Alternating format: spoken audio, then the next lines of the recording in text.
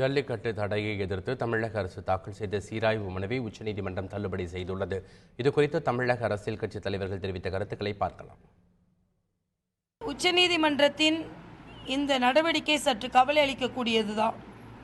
ஏனென்றால் இது தொடர்ந்து உச்சநீதிமன்றத்தினால் தடை ஏற்பட்டு வருகிறது.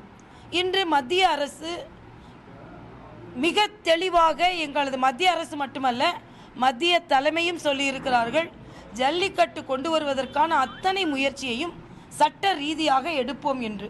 அதனால் நிச்சயமாக ஜல்லிக்கட்டு கொண்டு வருவதற்கான அத்தனை முயற்சிகளையும் சட்ட ரீதியாகவும் மேற்கொள்வார்கள். உரிய நடவடிக்கைகளை மத்திய அரசு எடுத்திருக்க வேண்டும். தமிழ்நாடு அரசாங்கம் அதுக்காக வற்புறுத்தியிருக்க வேண்டும். இந்த மனு இப்போது நிராகரிக்கப்பட்டது துரதிருஷ்டவசமானது. முடிந்தால் இன்னமும் ஃபுல் பெஞ்ச் இன்ச்சுக்கு மேல்முறையீடு செய்யணும். உரிய நடவடிக்கைகளை இன்னமும் கால அவகாசம் இருக்கிறது. பார்லிமெண்ட் நடக்கிறது. தேவையான சட்ட திருத்தத்தை கொண்டு வர வேண்டும். 50 எம்பிக்கள் அதிமுக சார்பிலே ஆளுங்கட்சி சார்பிலே இருக்கிறார்கள். தமிழ்நாட்டு மக்களுடைய விருப்பத்தை நிலை மத்தியில் எடுத்து சொல்லி இந்த பாராளுமன்ற கூட்டத்தொடரில் பொங்கலுக்கு முன்னாலே அதற்கான திருத்தங்களை செய்து உச்சநீதிமன்றத்தை அணுகி ஜல்லிக்கட்டை இந்த பொங்கலுக்கு நடத்துவதற்கு உரிய நடவடிக்கைகள் எடுக்க வேண்டும். ஜல்லிக்கட்டினுடைய அடிப்படையா அதனுடைய ஆத்திச்சூடி கூட தெரியாத நிலையிலே தொடர்ந்து உச்சநீதிமன்றம் இப்படி தீர்ப்பளித்துக் கொண்டிருக்கிறது.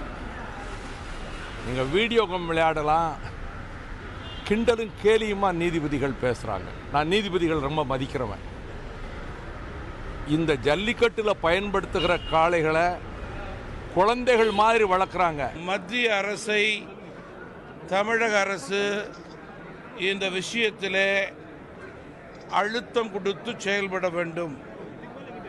மத்திய அரசை பொறுத்தவரையிலே சட்ட சிக்கல்களை தீர்த்து புதிய சட்டத்தை உருவாக்கி பாராளுமன்றம் நடைபெறும் போதே கொள்கை முடிவை அறிவிக்க வேண்டும். ஜல்லிக்கட்டு தமிழ் மக்களின் பாரம்பரிய விளையாட்டு.